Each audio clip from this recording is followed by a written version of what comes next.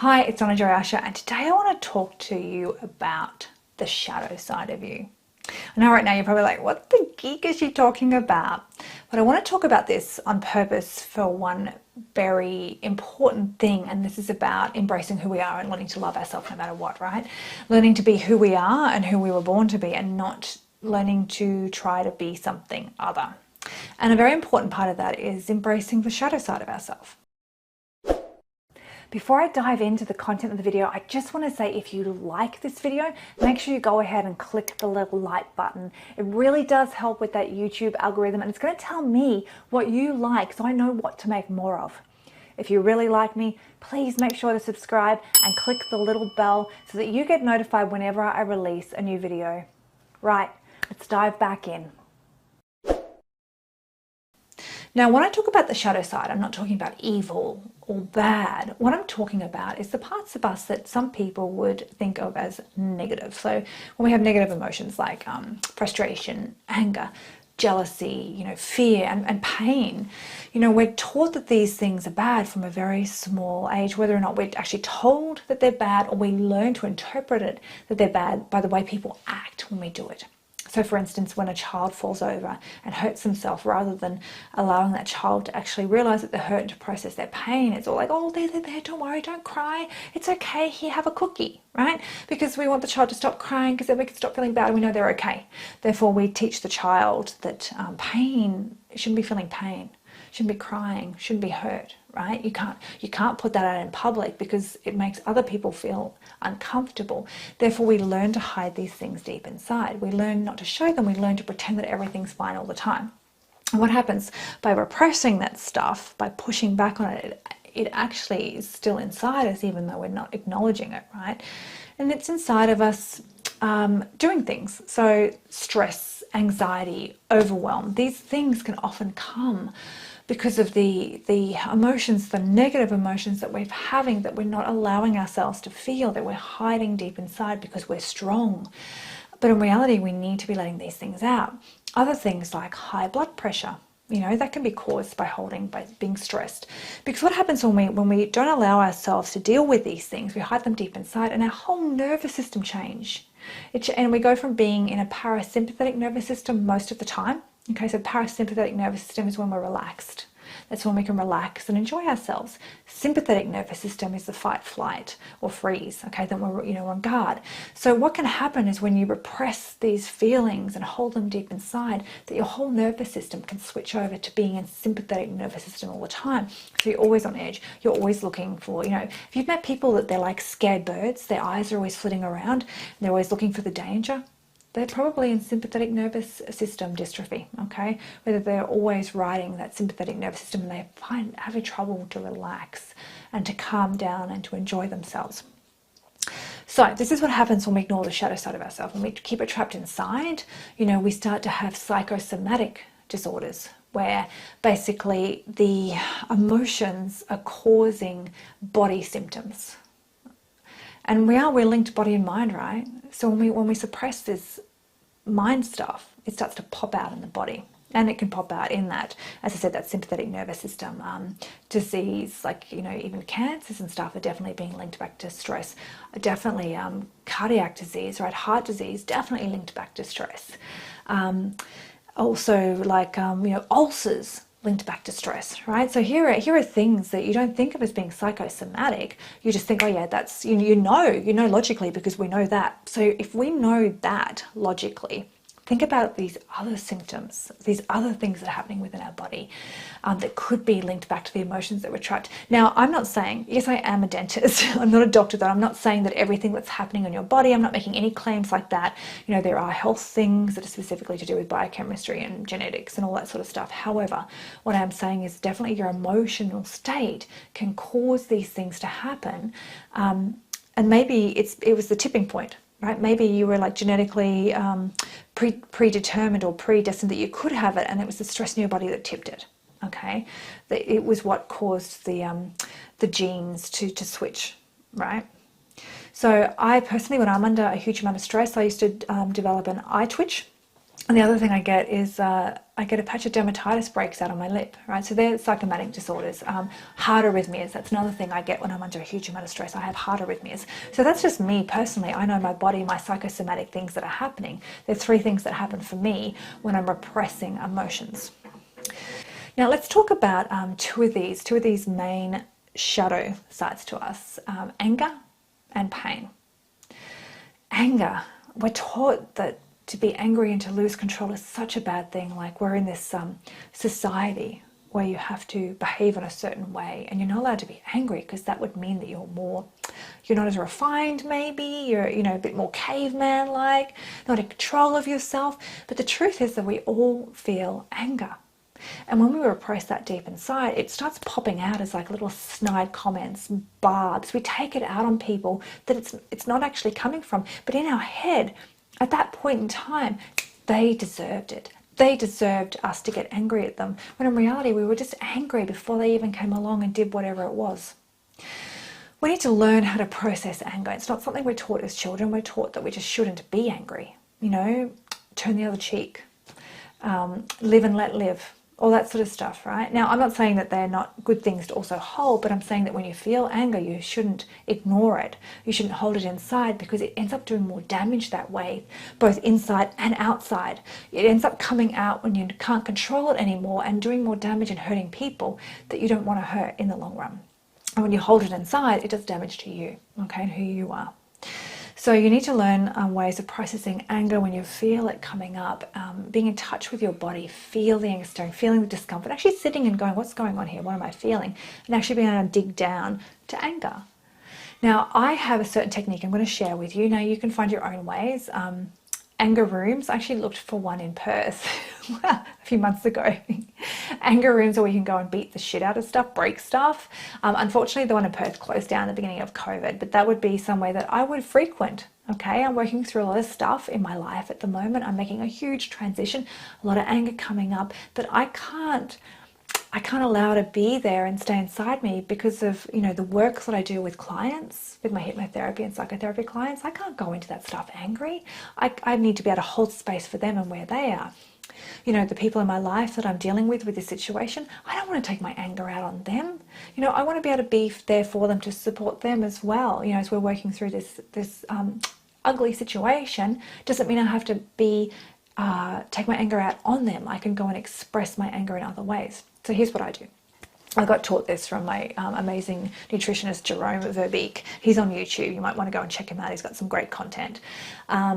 So Jerome told me I had to learn to process my anger, which my hypnotherapist had also told me, but he told me what he does, and I've just twisted a little bit. So I have a playlist on my phone, which is called workout music, because I didn't want anyone to see it as anger music and think I was a freak, but really it's my anger music, okay? So if you happen to know me and see my phone and see the workout music, that's actually my anger music.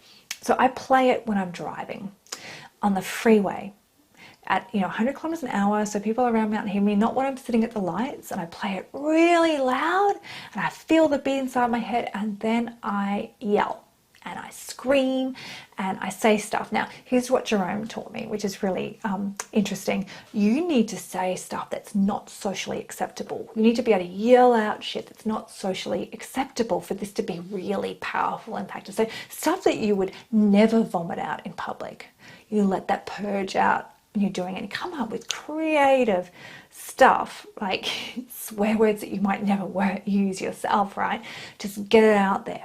Get it out. Now, I know what you're thinking. You're probably thinking, won't this make it worse? But it doesn't, because once it's out, it's gone. And then you're fine. Okay, you've processed it. It's gone. You're no longer angry, and now you're quite calm. So when we hold it inside and we don't deal with it, that it keeps popping out, and it kind of like brews and strengthens, like fermenting, right? Getting stronger and stronger and stronger and stronger. And then, you lash out at people who may not have even been involved in the initial creation of that anger anyway. Okay, so that's anger. Now, the other thing that we're not taught to process is pain. We're not taught how to process pain at all, and yet pain is a part of life. Pain is how we grow. Pain is how we learn things, right? It's the ultimate teacher. Because if we do something and it hurts, then we learn the lesson well.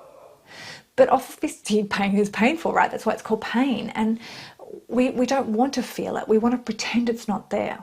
And so what we end up doing instead is we end up buffering it. We end up covering it up, layering it up, almost like we're like, there it is, let's stick some blankets over it, and then we'll put a doona over it and a couple of pillows, and look, it's not there anymore. But in reality it is still there inside us, eating us away, hurting. We're just not acknowledging it, we're not letting it out.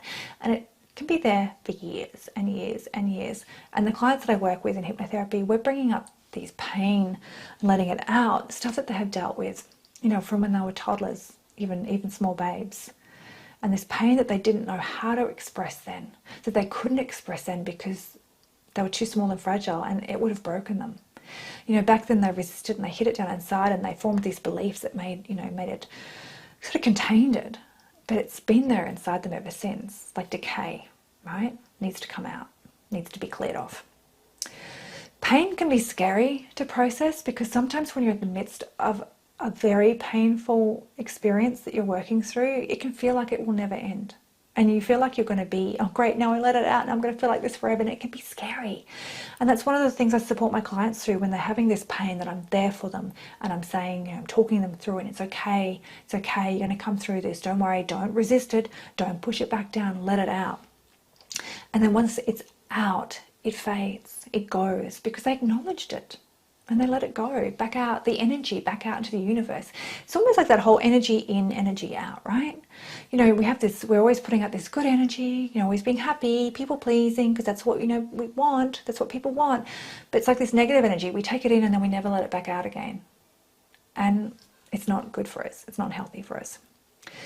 So if you've got some pain and you think that you're ready to move with it, I've actually done a meditation. I will put the link to the meditation.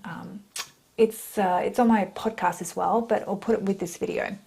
A meditation I designed purely to help you process pain. But if you don't want to do that, you need to learn ways to process it, and just really it's just sitting with it and letting it come. And pain, although it starts as mental pain, it is somatic pain. It's body pain as well. And you ever had, like, when you've been very emotional about something and when someone's hurt you and you've felt it, like that stabbing in the chest, that's the somatic part of the pain. It's all like it's mind and body. And you need to let all of that out. You need to let that body pain out. You need to sit there and actually experience that pain. Experience that lance in your chest or in your throat or wherever it is, wherever it's going to present into your body. Sit with it. Don't resist it. Allow it, welcome it, observe it, and let it go. And it will fade, it will get better, and then it will go, okay? And you won't be living with this pain anymore. And this buffering that we were doing, that I was talking about, when you're layering stuff up and putting blankets and pillows and stuff on top of it and pretending it's not there, like la, la, la, la, la, it's not there anymore. Look, I'm fine, everybody, I'm fine, I'm over it. When in reality, inside you're dying, right? That buffering, how that actually presents, obviously it's not blankets and pillows, we're not putting them over ourselves. It presents with distractions. We're continuously distracting ourselves in certain ways and doing things to make ourselves feel better. For me, it was food, all right? And that's why I started hypnotherapy all those years ago, having it myself, that is, before I learned how to do it. It was because I was sick of having this relationship with food, craving food when I wasn't hungry, eating when I was full, because somehow the process of putting the food into my mouth was self-love, right? And I won't go into the whole history of how that happened, but I'm sure some of you watching this will be like that as well. When we're eating, it's like somehow it's a form of self-love to ourselves. It makes us feel good for that brief moment in time before we hate ourselves again for having done it. It's a very twisted relationship, buffering. So for some people it's food, for some people it's alcohol, for some people it's drugs, for some people it's social media or TV, for some people it's gambling. We all have these ways of buffering from distracting ourselves from feeling our emotions. And a lot of they're destructive.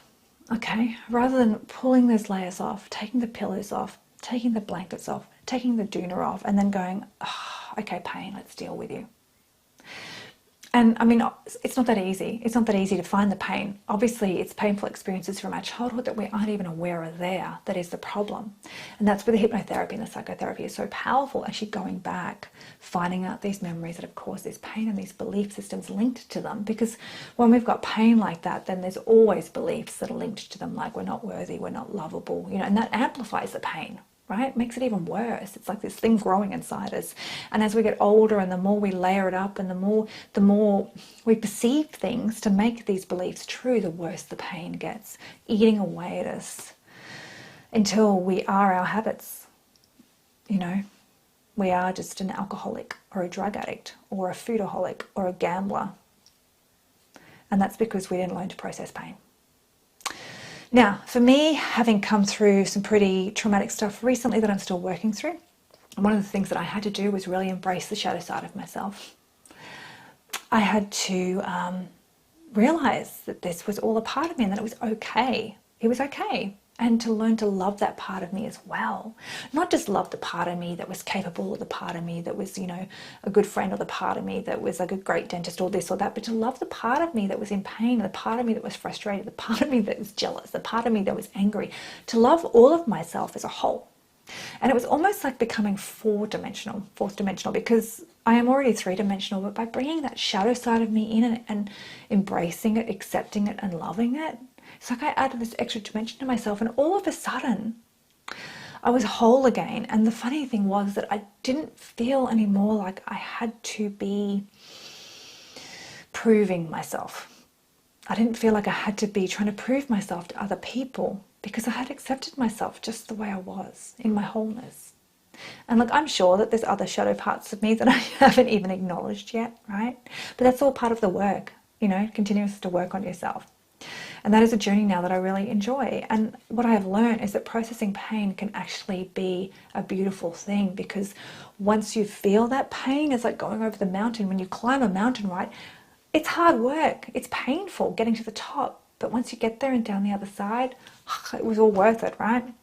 And with each time I process pain, it's another layer that comes off, another layer that comes off. And these lead weights that I've been carrying around on my body for my whole life are getting lighter and lighter and lighter and lighter. And I'm getting happier and happier. Getting to the point where I know that I'm getting where I can actually create a life that I really want for myself, because I've been brave enough to embrace the shadow side of me. So if you would like to be able to do this, okay, and for me, embracing the shadow side of myself was having to acknowledge that people were going to see me as a villain no matter what I did, because that's about them and not about me, right? And with what I was doing and what I've been going through at the moment and working through at the moment, even though I was doing it with love in my heart, and I was doing it for myself and the other party, for the best interest of both of us, because I was able to step back far enough by working on myself to be able to see that what was happening was not a healthy relationship anymore, and that neither parties were happy. And rather than ride that into the ground and hate each other, I wanted to work with it so that we could both become happier, or happy, both become happy, right? To set each other free from this relationship that was no longer serving us.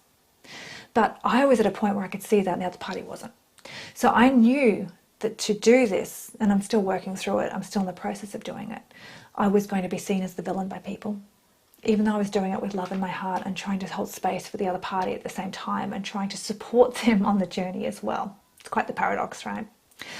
And that was the part I had to get comfortable with first before I could take my first step, was realizing my whole entirety of myself, and realizing that even if I was just trying to people please, people are still going to find fault with me anyway, right? Because it's never about me, it's about them and their belief systems. But in this instant, I had to realize that some people were going to hate me. And once I was comfortable with that, then I was free to move on, to create a more enjoyable life for myself, a life of freedom, which is what I'm working towards now.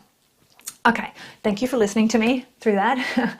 But what I want to say to you is, if you are at the point where if this is speaking to you, right? If you think, okay, there's pain, there's anger, there's these emotions that I don't know how to process, if you're buffering, if you are drinking, if you're doing drugs, if you're eating, if you're doing this stuff, right?